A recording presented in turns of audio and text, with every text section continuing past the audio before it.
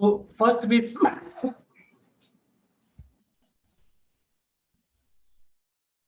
the first way route through which a hysterical symptom is generated from a traumatic event, right, is what we saw in the last paragraph, that something is literally taken from the traumatic event. If the disgust was generated for food or water, you have a hysterical symptom related to water. So a very literal connection is there between the hysterical symptom and something in the state of the traumatic event. This is one way hysterical symptom can develop. Second way it can develop is what Freud describes in the second paragraph. In other cases, the connection is not so simple. Connection between whom? The hysterical symptom and the traumatic event. Okay. It consists only in what might be called a symbolic relation between the precipitating cause and the pathological phenomena. A relation such as healthy people form in dreams. So I dream a tiger is killing a goat in my dream, and it may be a symbol that I am killing some powerless person in real life. So between my real desire and the manifestation in the dream, there is a symbolic relation. The tiger is representing me symbolically, and the goat is representing some person I feel is inferior and I want to kill, or I wish is powerless and I can kill. So somebody in my dream is symbolized as a goat and I am symbolized as a lion. So this is the kind of symbolic relation healthy people have with relation to their dream elements. And a similar kind of relation there can be between a hysterical symptom and the traumatic event. For instance, a neuralgia may follow upon mental pain or vomiting upon a feeling of moral disgust. That you may emotionally feel a pain and then develop a hysterical symptom of physical pain. Today we would call it a conversion disorder. That something psychological gets translated into something physical. Or we may develop a feeling of moral disgust. Let us say we are sitting together in a group and somebody talks of something which is morally disgusting. And after the event, we start feeling vomiting sensations. So that puking sensation related to moral disgust now becomes puking the moment I come across something that I associate with that mental puking. For example, there was a case of a boy, whenever he would sit in a bus, he would feel like vomiting. Whenever this boy, about 12 years of age, whenever he would sit in an ST bus particularly, he would feel like vomiting. And upon discussion, it was found that when he was 8 years old, he along with his mother and mother's sister were together in the bus, and he felt he by chance started started seeing the breast of the mother's sister, and it gave rise to disgust in him. Yeah, disgust. And he felt like puking. And now the new relation was developed between the ST bus and puking. The real event was forgotten. And now it seems as though it's an independent symptom. Dhruval, we were discussing an interesting example of how symbolically hysterical symptoms can develop. I was giving an Okay, example. okay. I was giving an example of real life, a published example, not real life example, a published example. A boy 12 years of age, whenever he would sit in ST bus, he would have vomiting sensations. Upon discussion, it was found when 8 years old, I mean 4 years back, when he was 8 years old, he was traveling with his mother and mother's sister. And during that travel, in the ST bus, of course, he happened to see the breasts of mother's sister. Not without clothes, of course. She was wearing the blouse, but he was looking at them and he got this erotic desire for the related to the breast of the mother's sister. And that in turn gave rise to a feeling of guilt and puking as to what kind of dirty thoughts I have in myself. And that puking sensation went on for some time and it was repressed. And thereafter what happened was, every time he would be in the ST bus, even alone, he would feel like puking. Because ST bus and puking got associated together, forgetting the original event where the puking actually was established for the first time. So it was a moral puking which got converted into physical puking. Okay? And the original traumatic incident was completely forgotten. I should not call it a traumatic incident, let me call it a precipitating incident. Of course, it's traumatic in one way, but there is no traumatic causing person outside. It is more the way the system is responding. So the precipitating event was forgotten, the symptom remained. So this is the second situation Freud is describing. In other cases, the connection is not so simple. It consists only in what might be called a symbolic relation between precipitating cause and the pathological phenomena. A relation which healthy people form in dreams. Okay?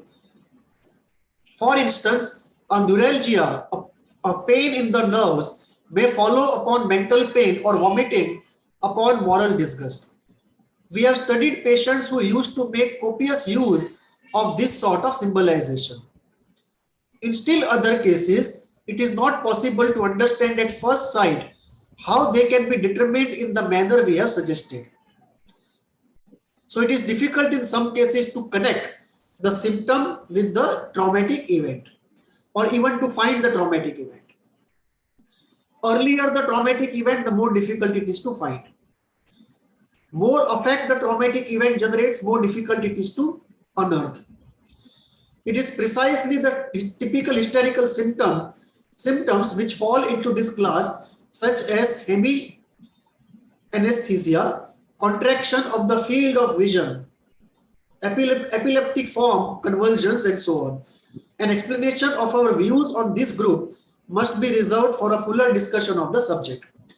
Observations such as these seem to us to establish an analogy between pathogenesis of common hysteria and that of traumatic neurosis, and to justify an extension of the concept of traumatic hysteria. So he is slowly now generalizing that what happens in hysteria probably happens in most of the psychological sicknesses. And the term used at that point was neurosis and psychosis. In traumatic neurosis, the operative cause of illness is not trifling physical injury, but the effect of fright, the psychical trauma. Are you clear about this? In traumatic neurosis, the operative cause of illness is not the physical injury, but the effect of fright.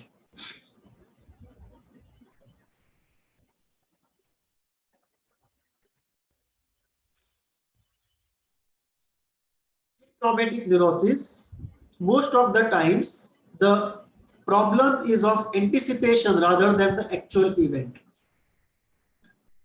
Most people who have problems of abandonment have not literally been abandoned. They are not orphans. But there was an anticipated and presumed abandonment in early childhood. Okay. So the psychical event was more important than the real event. The real event was mistakenly interpreted in the psychological realm, but whatever got interpreted, that became the operative fact. Is it clear? Yeah. So in reality, your parents did not abandon you. You are not an orphan, but the operative point is as though you were abandoned, the operative event becomes that. So the perception becomes the operative reality, the operative fulcrum and not reality.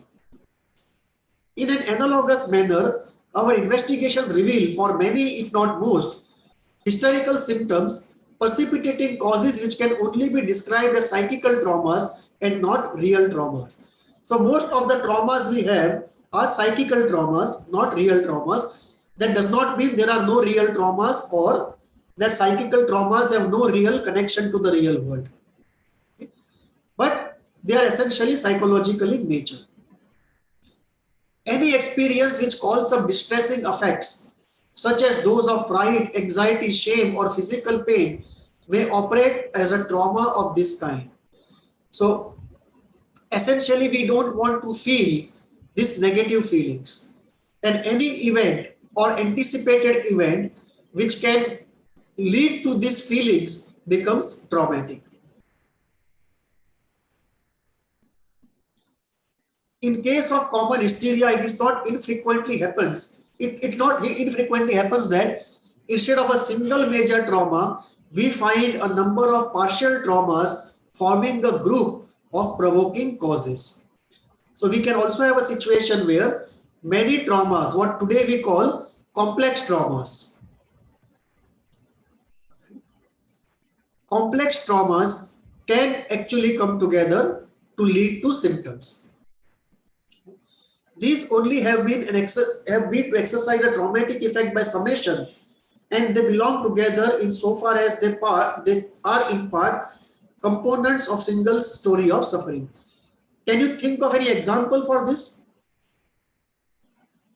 Not one big trauma, but repeated small traumas coming together, what we would call complex traumas.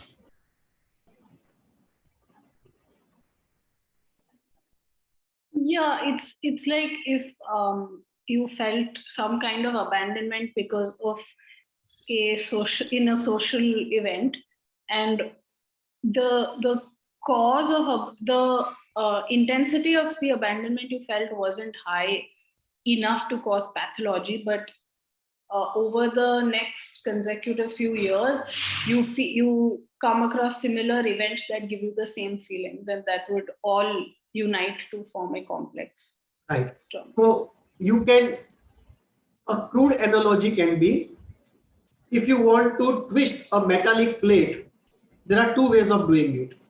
You can take a big hammer and give a big blow, and the metallic plate would twist.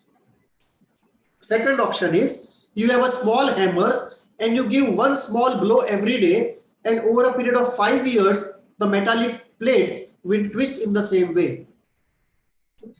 So, beating slowly but repeatedly many times over, you create the same kind of effect like you would have a one big blow. That does not mean there is not a difference, but you can create traumas both ways. Okay. So you can have many examples of slow and gradual trauma creation. Take for example, I am not good enough. Repeatedly people communicate it to you directly or indirectly, and it creates a traumatic thing in you. I am not good enough. Take the example of boundary. The parents don't keep a boundary when the children are growing up, and therefore the chances that the children will develop Oedipal thoughts even more than otherwise increase, and then it would lead to a feeling of disgust, very intense feeling of disgust at these thoughts which are completely unconscious. So when we go to the cleaning of unconscious, the emotional detox of oneself, psychoanalytic healing in this language, we would encounter very large volume of difficult material because the parents did not keep a boundary, and therefore the number of occasions the child's unconscious mind had to break free from boundaries and create edible thoughts was multiplied manifold. It is like a sin of omission, which leads to a sin of on part of the parents, which leads to a sin of commission in the unconscious mind. Take for example, a person whose father has a transferable job. So the child gets into a school, he makes friends and friendships and friend circles, and after 3 years the father is transferred, so he has to go to a new school.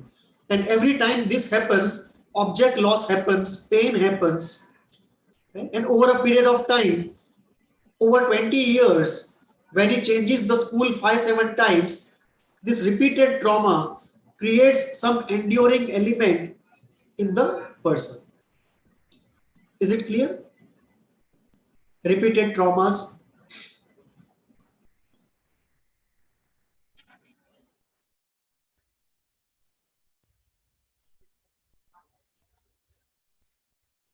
Clear?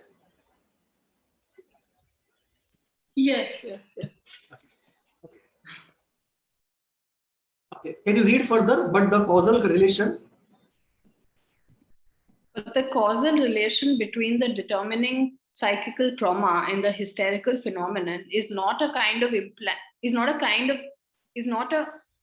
of a kind implying that the trauma merely acts like an agent provocator in releasing the symptoms, which thereafter leads an independent existence. We must presume rather that the psychical trauma, or more precisely, the memory of the trauma, acts like a foreign body which runs like a foreign body which long after its entry must continue to be regarded as an agent that is still at work. And we find the evidence for this in a highly remarkable phenomenon, which at the same time lends an important practical interest to our findings.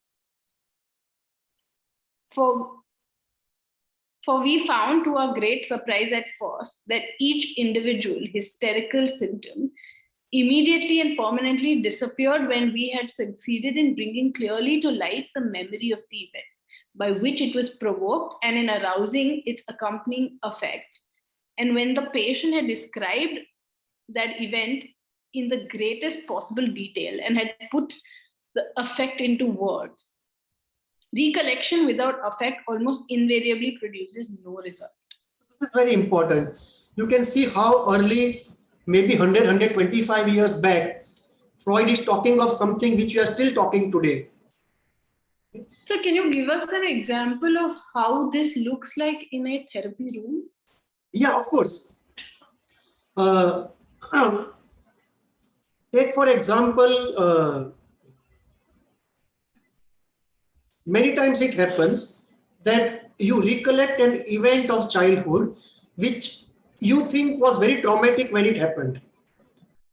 But when you recollect that event, you recollect it with minimum amount of affect. Much of the affect is not actually mobilized.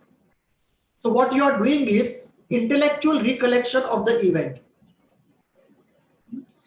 So what happens there is you get 5 to 10% relief, but the symptoms don't actually disappear because the affect is still intact.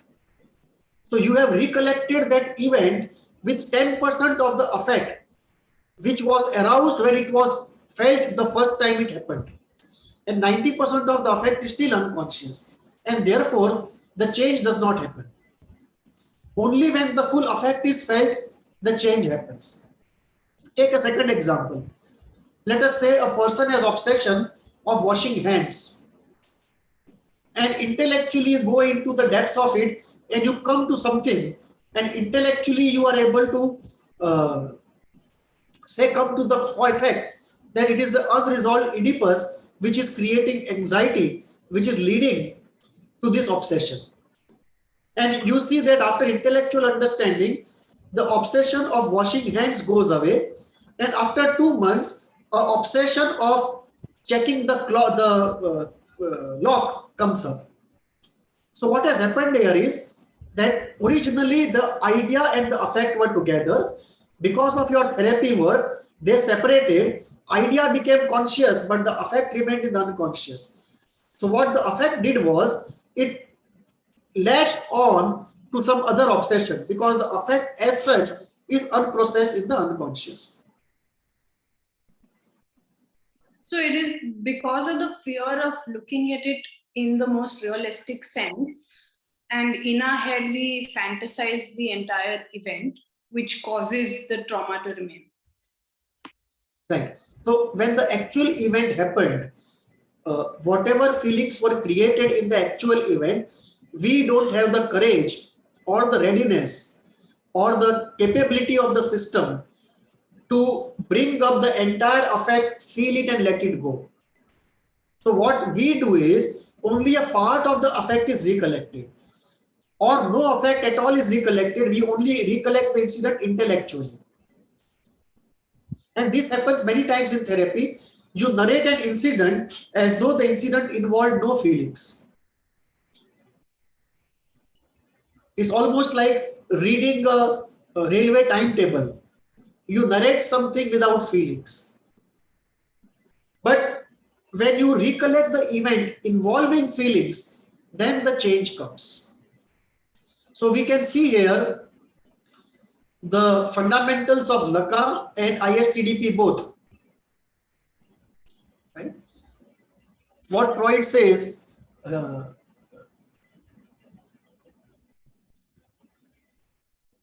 when the patient had described that event in the greatest possible detail and had put affect into words. When you put feelings into words, some healing happens. Now this is like Lacan speaking to us. Articulation of desire and giving words to the unsaid feelings. Recollection without affect almost invariably produces no result. This is what ISTDP says even today. Recollection without affect almost invariably produces no result. So affect is the key, but often affect may be mobilized only through first entering the complex through words, through an intellectual entry. For many people, the root is the first encounter with the traumatic event is intellectual, and over a period of time affect comes out. So any route can work. Some people can directly pull out affect by the will. Some people will first do intellectual work, then affect work. Or in some cases, you just put a generic pressure on affect and the idea also gets pulled up because of the affect.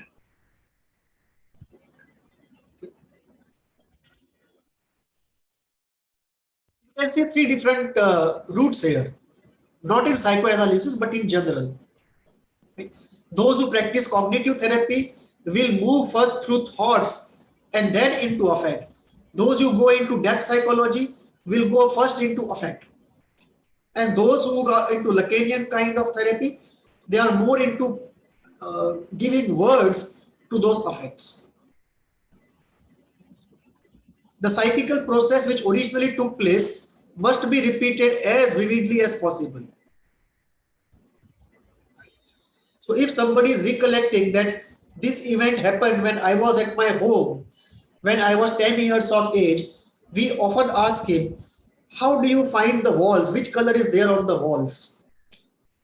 How is the window like? What are the articles in that room? And that takes the person vividly into that scene and helps the person to mobilize the affect.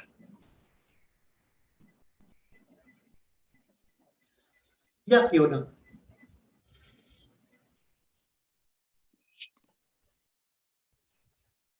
For we found, sorry, I read that. The psychical process. The psychical process which originally took place must be repeated as vividly as possible. It must be brought back to its status, nascendi, and then given verbal utterance, where what we are dealing with are phenomena involving stimuli. There is spasms, neuralgias, and hallucinations. These reappear once again with the fullest intensity and then vanish forever. Failures of function, such as paralysis and anesthesias, vanish in the same way, though, of course, without the temporary intensification being discernible. We see here the healing process, that in certain cases it is just a linear healing process, and in certain cases it's a spiral. The symptoms aggravate before they go away forever. This we find in homeopathy also. This we find in pranic healing also. This we find in many forms of healing. A temporary aggravation of symptoms, they call it healing aggravation. Yeah, Kiona. Do I read the footnote? The possibility of a therapeutic procedure. Let it go. It seems partly in some other language. Right. Okay. It is plausible to suppose that it is a question here of unconscious suggestion. The patient expects to be relieved of his sufferings by this procedure, and it is this expectation and not the verbal utterance which is the operative factor. This is, however, not so. The first case of this kind that came under observation dates back to the year 1881, that is to say, to the pre-suggestion era. A highly complicated case of hysteria was analyzed in this way, and the symptoms which sprang from separate causes were separately removed. This observation was made possible by spontaneous auto-hypnosis on the part of the patient and came as a great surprise to the observer. Freud is here saying that it is not only the auto-suggestion or the suggestibility part of hypnosis which is responsible for healing. There is something else at work. That even when somebody was not hypnotized, he put himself in a state where healing could be done. And the state Freud defines as auto-hypnosis. And therefore he says that it is not just the suggestion in hypnosis, but something else, a more generic principle, which is at work. In this preliminary communication, it is not possible for us to distinguish what is new in it from what has been said by other authors on views on hysteria. The nearest that we find is published by Benedict. We shall deal with it later. Fine. At first sight, it seems extraordinary that events experienced so long ago should continue to operate so intensely. And this is what they say, that probably the unconscious functions in a way as though there is no time. Events which have happened 20 years back, 30 years back are still as fresh. And therefore, the phenomena of natural decay, many cases of complexes does not seem to work. And in many cases, it seems to work. We don't know, but we are yet to understand how the life cycle of a complex is in the unconscious mind with respect to natural decay or otherwise. Are you getting what I'm saying? Yeah. No. Is it yes? No, I got what you're saying. Yeah. So what I was saying is this. Let us say something difficult happens in the body, right? Yeah. You get a cut or something. There is a natural tendency of the body to heal you. And Right. it takes some time, maybe 1 week, 2 weeks, but there's a natural healing going on. Now, does that kind of thing also operate in the unconscious mind, that if a trauma is created, is there a natural healing of the trauma over time, or is the trauma permanent? Is there a natural healing, a natural degradation of the trauma? Right? So that is something that we really don't understand. We do know by direct experience that many things after the passage of time don't trouble us as much as they used to. So there is a healing process, but this healing process is not universally applied to everything. And many of the traumatic entities continue to trouble us for years after their occurrence. Right. After an accident, for instance, the memory of the danger and repetition of fright becomes associated with memory of what happened afterwards. Rescue and the consciousness of present safety. Again, a person's memory of humiliation is corrected by putting the facts right, by considering his own worth, etc. In this way, a normal person is able to bring about the disappearance of accompanying affect through the process of association and also thinking. To this, we must add general effacement of impressions, the fading of memories which we name forgetting, which wears away those ideas no longer effectively operating. Our observations have shown, on the other hand, that memories which have become determinants of hysterical phenomena persist for a long time with astonishing freshness. So this is what we discussed, that they may go on for years together.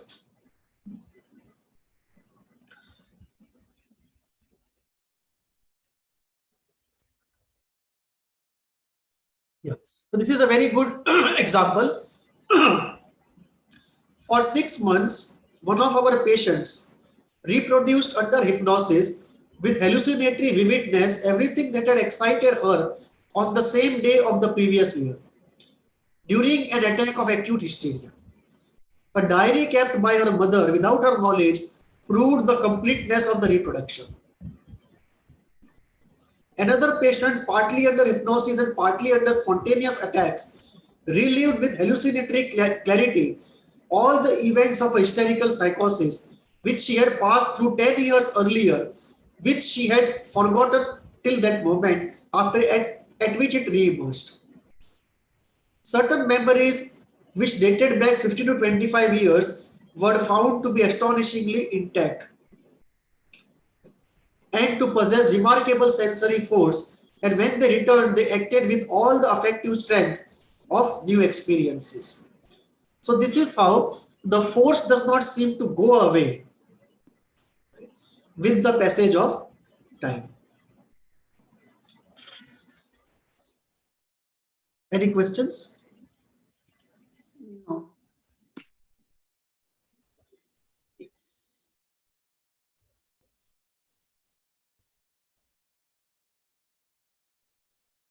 This can only be explained on the view that these memories constitute an exception in their relation to all the wearing away process. So there is a wearing away process, but the traumatic memories that are troubling us seem to be an exception to this wearing away process.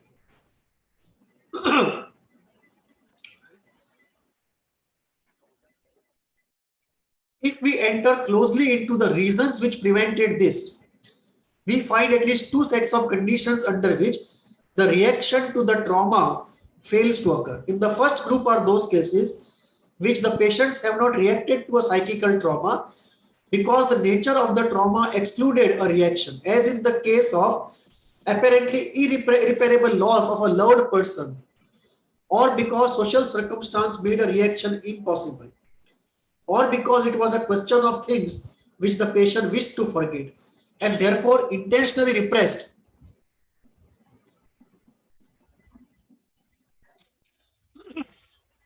From his conscious thought and inhibited and suppressed. It is precisely distressing things of this kind that under hypnosis we find are the basis of hysterical phenomena. Example, hysterical deliria. It's a plural of delirium. In saints and nuns, continent women and well brought up children. So well brought up in today's context would be with very strict Victorian values. That is well brought up in the context of that time. Okay. So the hysterical delirium in saints and nuns. Obviously everything is repressed there.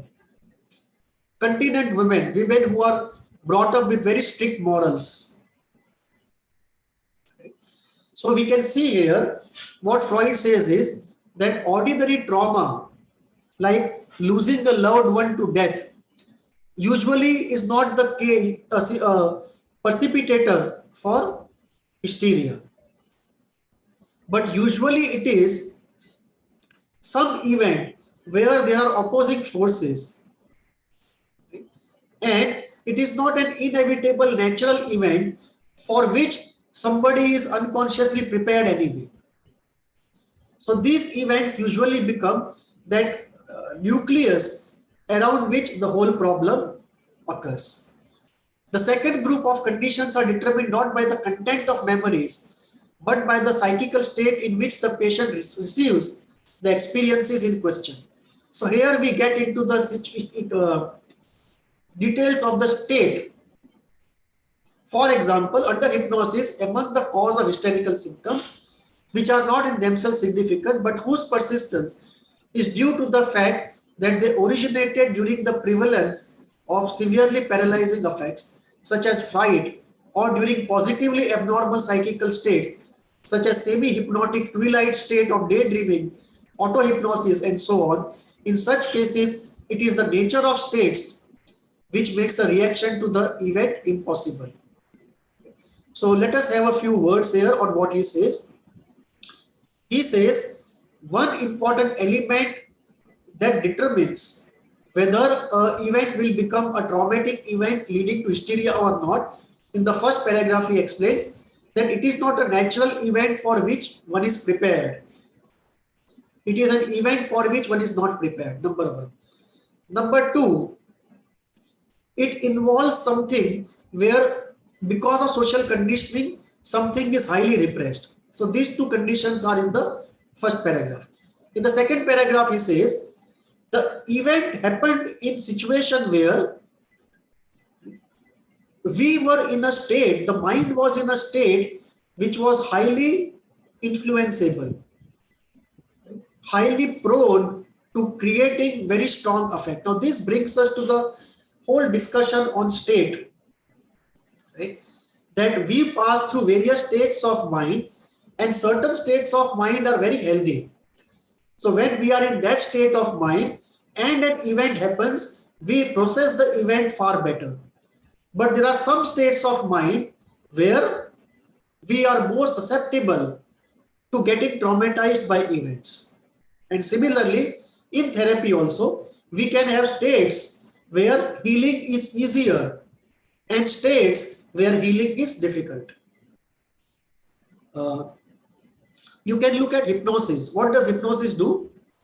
Hypnosis puts you into a state where access to unconscious is easy and change in the unconscious is easy.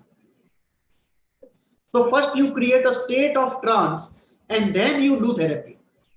So it's a two-step process: state creation and then the conduct of therapy, meaning the intervention of therapy.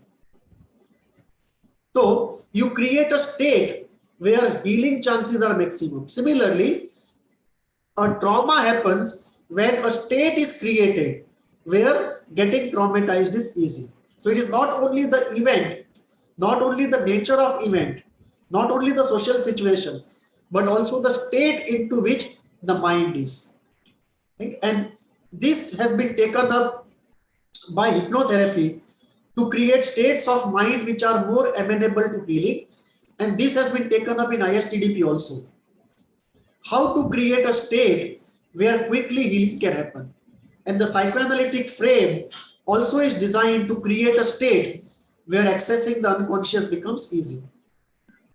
Right? So the whole psychoanalytic situation of the patient not knowing the therapist being behind the couch, the patient being on the couch and free associating, the entire setting is to create a state of mind more conducive to healing.